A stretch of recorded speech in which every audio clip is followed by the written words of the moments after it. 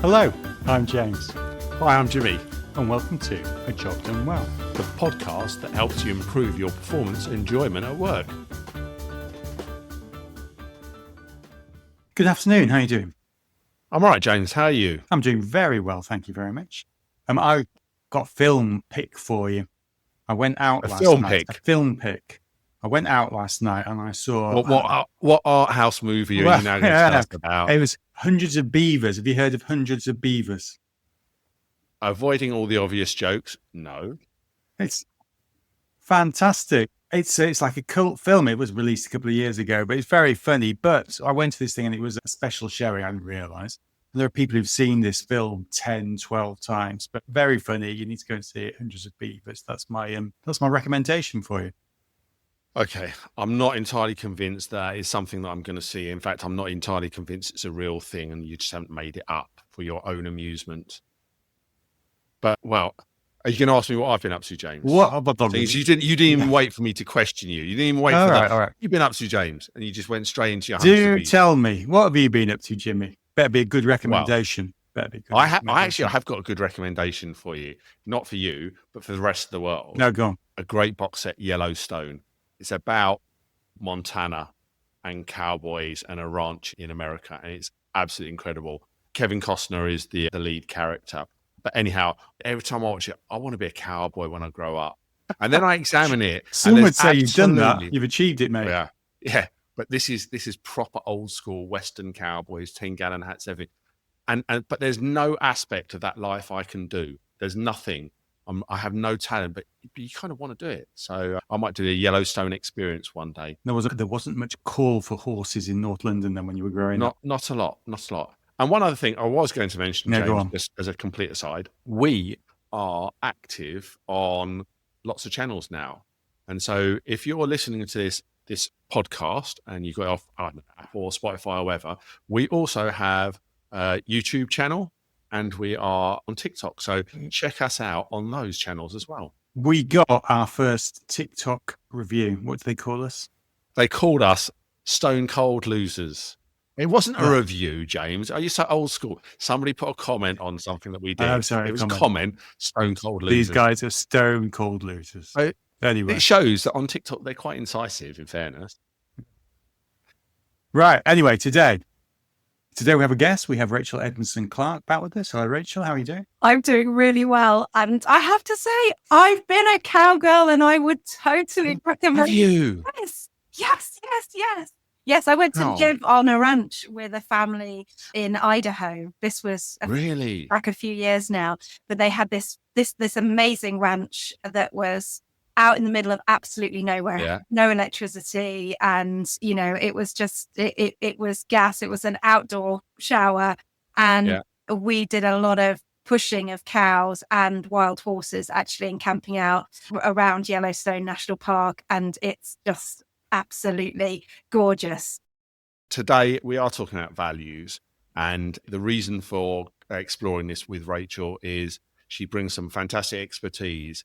And when your values are aligned, it can lead to a real improvement in your performance and your enjoyment of work, which is what this podcast's all about. And when it's misaligned, it can do the complete opposite. So we thought we'd get Rachael along to share her thoughts about values. What are they? How do you work out your values? What do you do with that? And what do you do when they're not aligned? So Rachael, welcome. Thank you so much for having me back. It's good to be with you both again. So values, what do you mean by values? Well, that's a brilliant place to start. So values are just a generalization of experiences that are deeply important to us.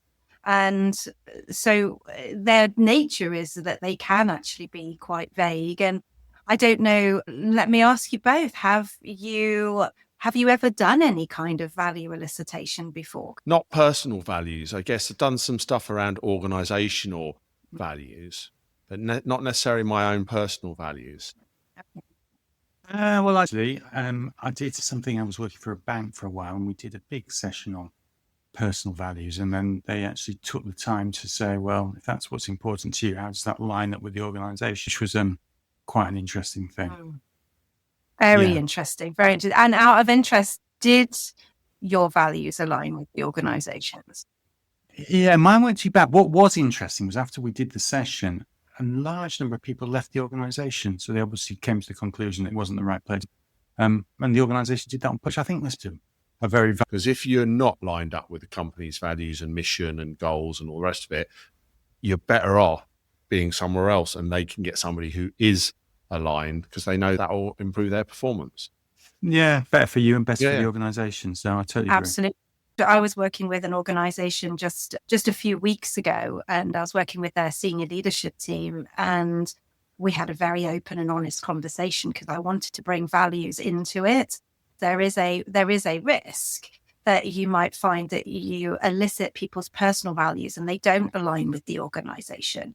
And actually, are you willing to go there and to have that discussion? But their personal values were very aligned to the organizational values. So, right, just help me understand though, when we are talking about values, can you give me some examples of what values are, and then how do they differ from, I don't know, behaviors or goals or strategies or whatever it is that companies have?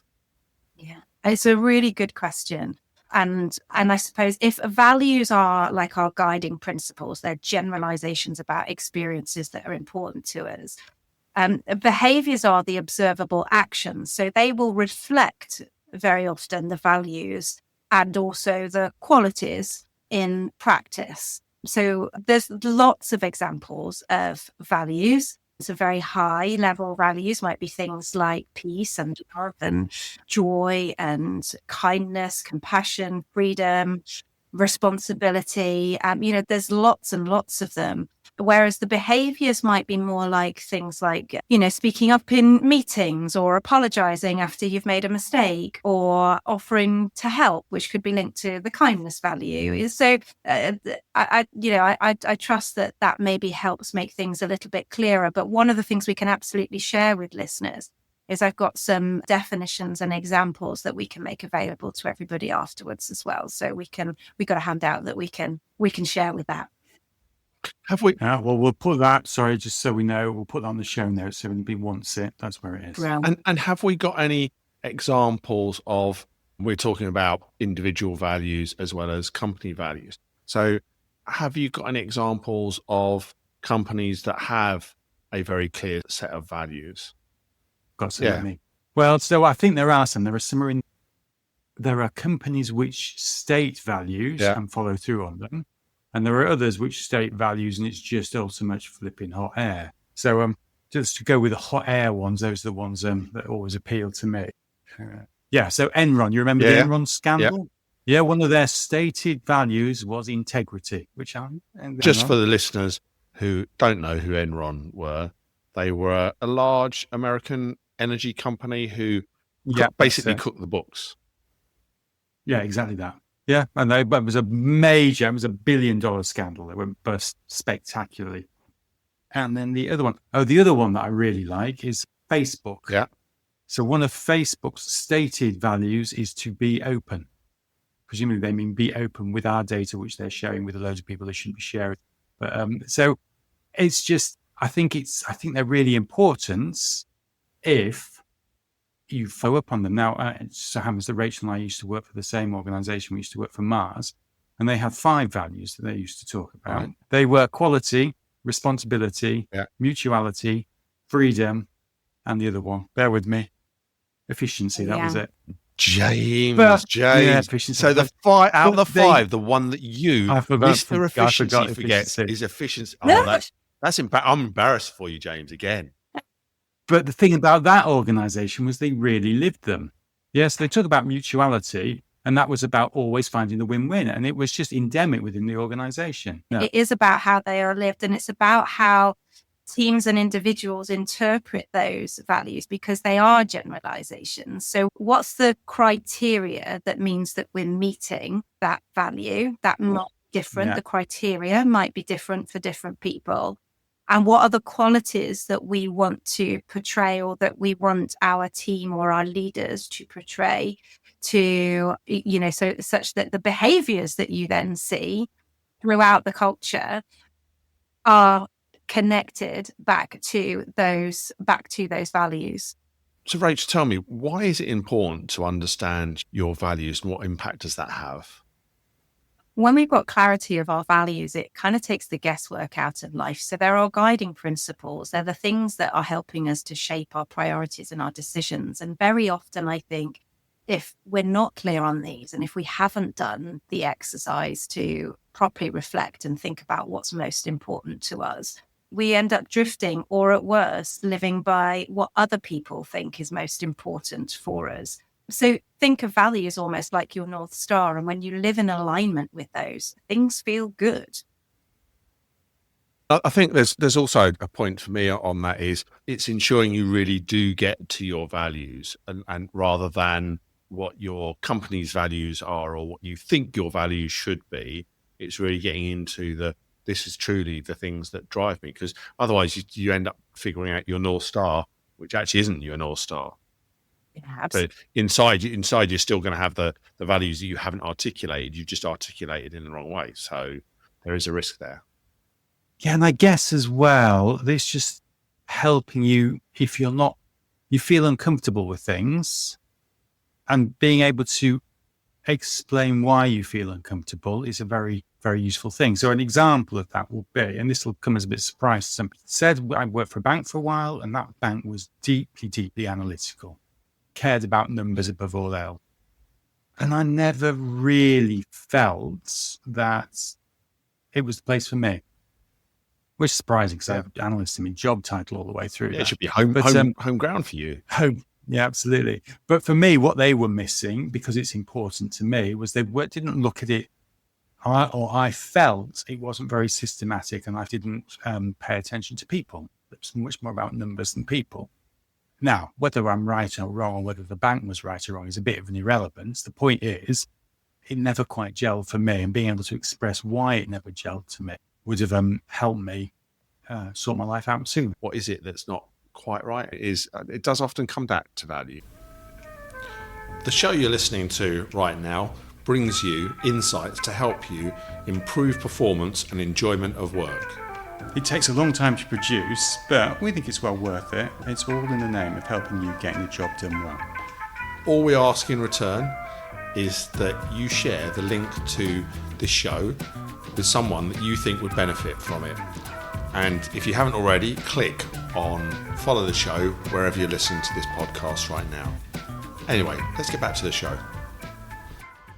When I was thinking about this as well, Rachel, I think there was, it is getting to the core of what really are your values. And because I think to James's point, there's a big thing around alignment and alignment between words and actions. But in order to work out the words, how do you go about thinking about what are your values? Well, would you like to give this a go? Shall we do this?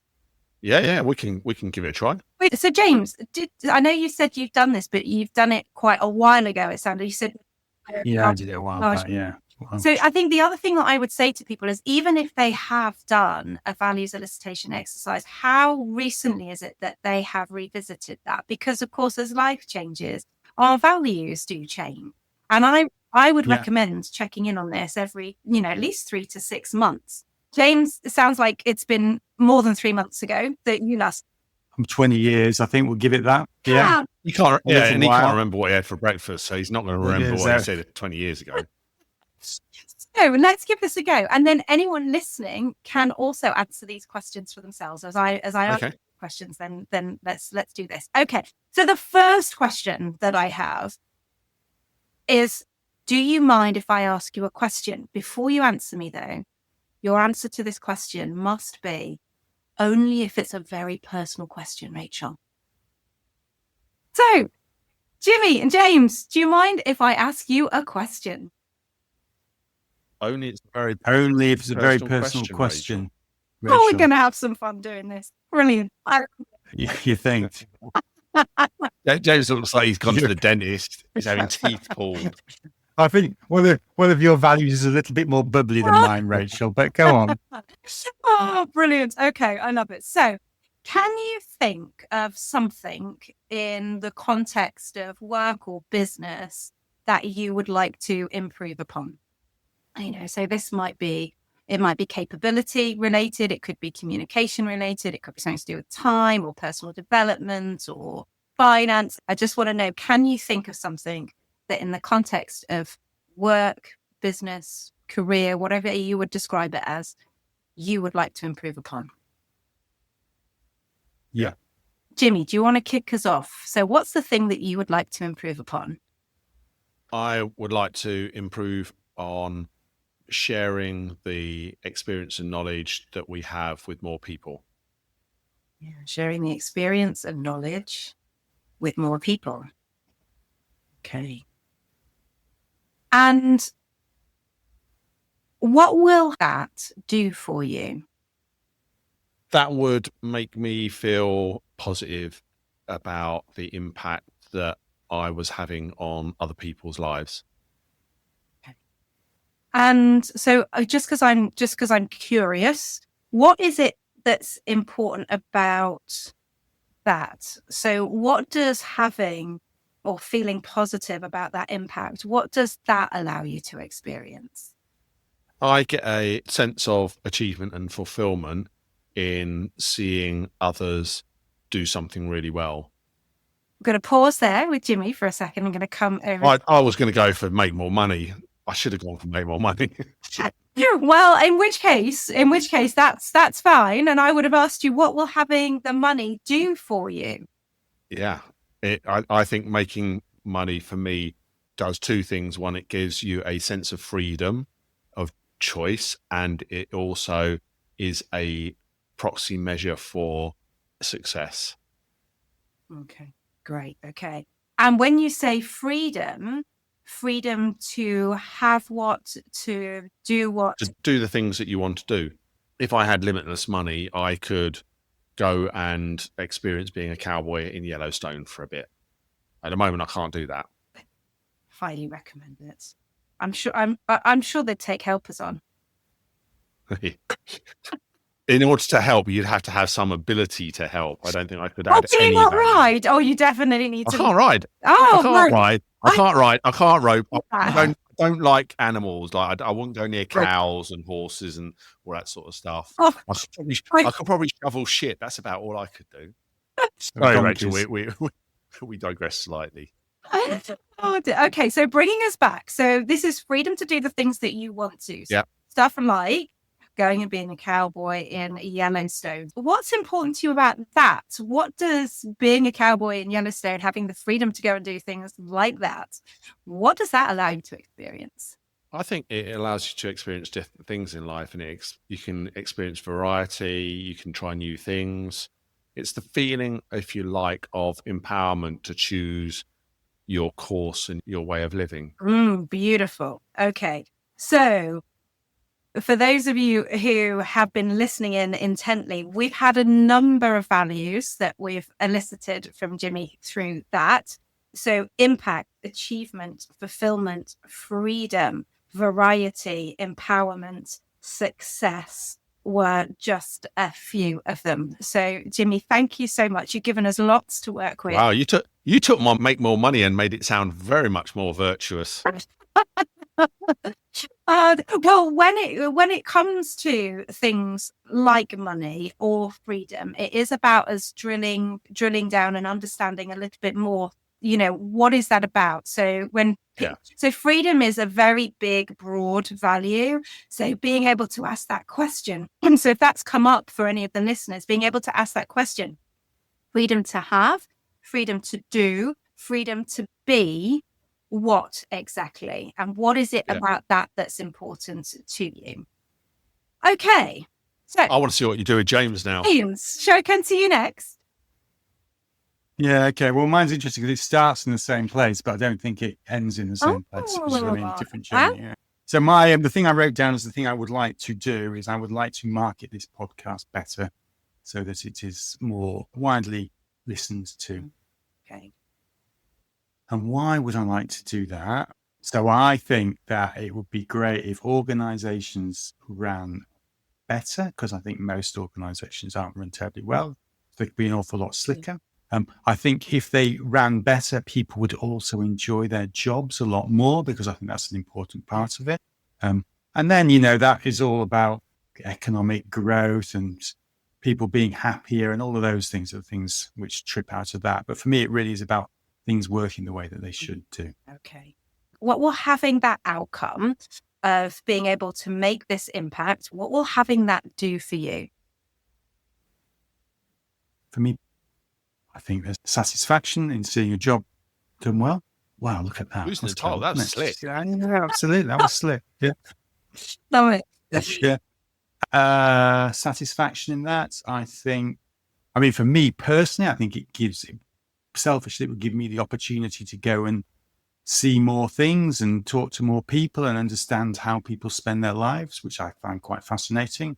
So that, I think, for me, would be my personal aim in that, because I'm always fascinated by the way things work and seeing that occur.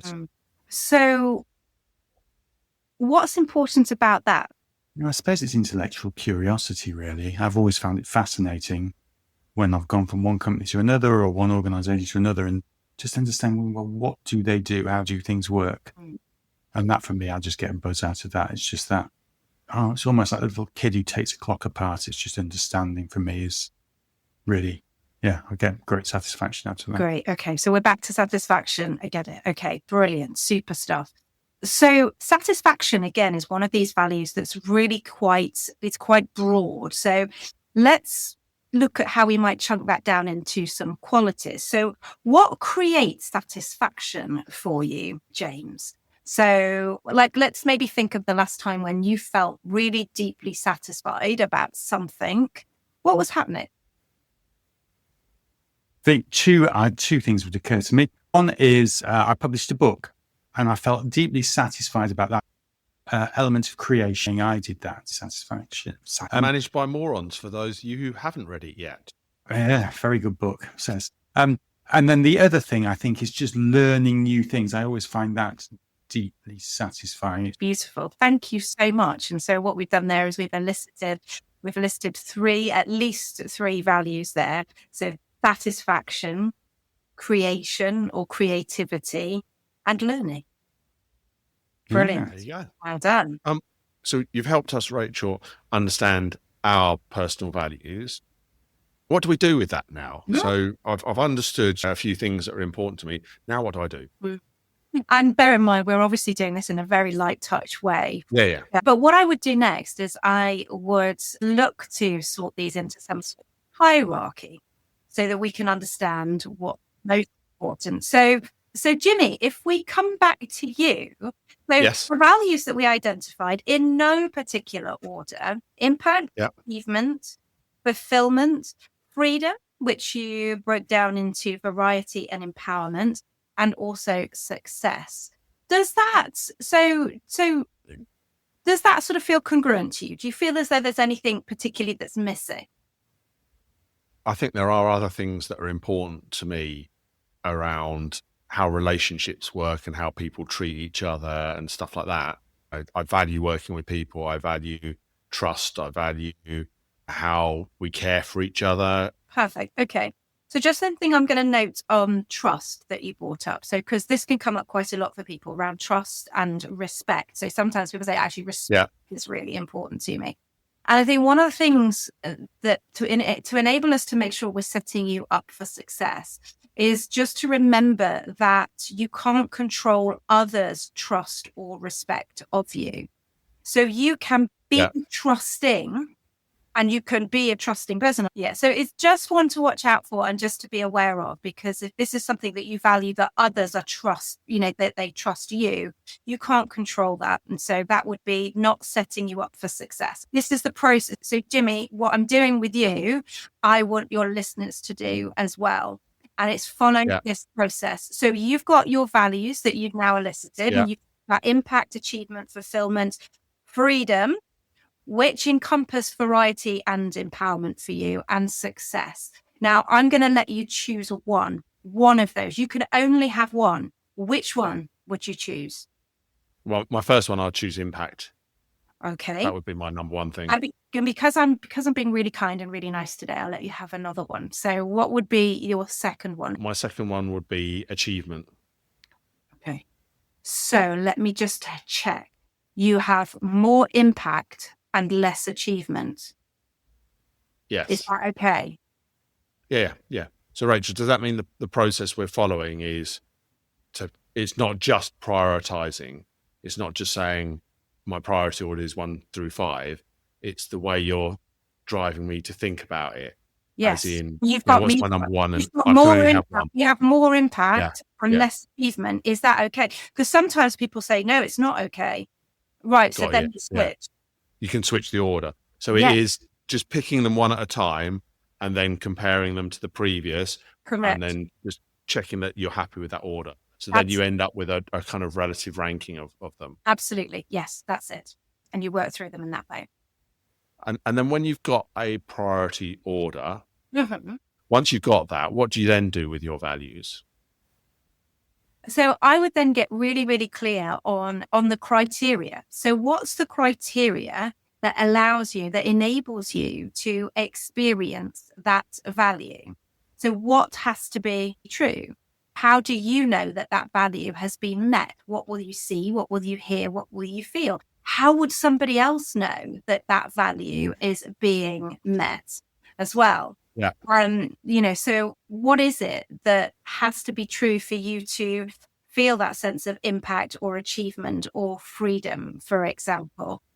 So for instance, Jimmy will know he has achieved that level of impact when we have 10 times the number of listeners or whatever the hell it might be. But it's about being really specific about what the outcome is that will make you feel that you have got your value has been met. Yes, it's about what you're going to see, what you're going to hear, what you're going to feel, and it's about how would somebody else know that that value has been met. So, I was working with a client the other day, and they were talking just about actually how loved and connected they felt. And I was like, so, and how did your wife and how did your children, like, how did they know that that value was being met? Well, I was present. I was playful. I was joyful. And you then start to understand some of the qualities that you are wanting to bring to help you then experience more of that thing that you value so much. So it is really being a bit more specific and bringing it to life of what does it really look like and feel like? How will I know the value of impact? Because the danger is impact, it's a generic statement, isn't it? So if I describe it in more specific terms, I can then understand whether a job, an industry, a relationship, a work context, whether that actually is going to do that for me. In terms of decision making, yeah. So I think there's something to trust and let go of here, which is that as we understand more clearly what we value in life and what's important to us and the qualities of the qualities that we bring in our behaviors and who we become to help us experience more of those things, you trust and you let go, and actually life offers you more opportunities to show up in that way. And just because you've got the clarity, that helps to guide you. And it's not always a conscious executive thing. It's something that will sit more in the subconscious that will help to guide you. So I think there is something in this around people, once they have that clarity, trusting and letting go with that and seeing how the rubber hits the road. What are then the opportunities for them that come up day to day, and the big things, the little things, and everything in between, that allows us to live more in accordance with those values? Now we have the clarity of them. So I think it's a really interesting point then, your point about doing this frequently. So if I was to go back, 10 years, where I had 2 young daughters, then my values actually would be substantially different, because the thing that was all important for me then was just making sure that they were provided for. I was the breadwinner and they had what they needed. Yes. Yeah. Now, to be honest with you, one of them's just about to leave university. The other one's just about to go to university. I'm 10 years older and I've made enough money. That is not an issue for me anymore. Yes. So now I can take that one off the table and therefore focus on the things which are more important to me. But being cognizant of what those are is really quite helpful, because otherwise I'd be flogging myself to death in some corporate job trying to fulfill some old values which are no longer important. And all right, I'm lucky I've got there, but it's more by luck than judgment. Whereas the actual process of going through what's important to me, how do I express that, really well, it makes you happier in life, quite frankly. To your point, Rachel, I guess when we're talking about what do we now do with our values now we've got them clear and we brought them to life, where I was coming from was, is there something tangible I now do with it? I'm thinking, if I'm looking for a new job, they might be helpful for that. If I'm making decisions, if I'm thinking about why relationships are working or why they're not working, I can delve into that. So there are probably some tangible things that you could do with it. But I love your point, which is you don't necessarily have to do tangible things. Just the fact that you understand what your values are and what's important to you, subconsciously that will sit with you. And therefore you will start to act more in tune with those naturally. So to give you an example, love and connection are two of my, top values that and so that impacts how I show up in all the little interactions each and every day, whether that's moments with my children who are younger and much smaller than yours, James, or, even with my clients or with you guys here today. They are that North Star to help you with the bigger decision. Yeah. Is this decision on this job and this career, is this going to be aligned with my values? Is it going to help me when I'm clear on my criteria? Is this going to help me experience more of this thing that is important to me, this value that's important to me, or less of that thing?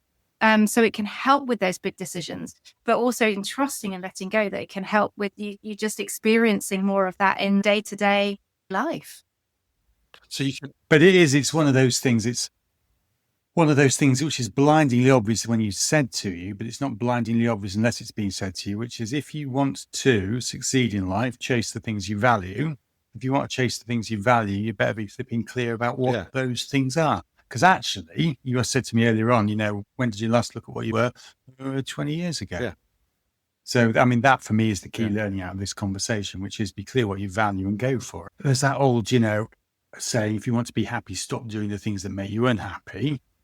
But, which, all right, lovely. But actually, the thing about corporate values, though, is that if you're working somewhere where those values don't align with yours, being explicit about that and then making a decision on the back of that actually also puts you in a very strong place.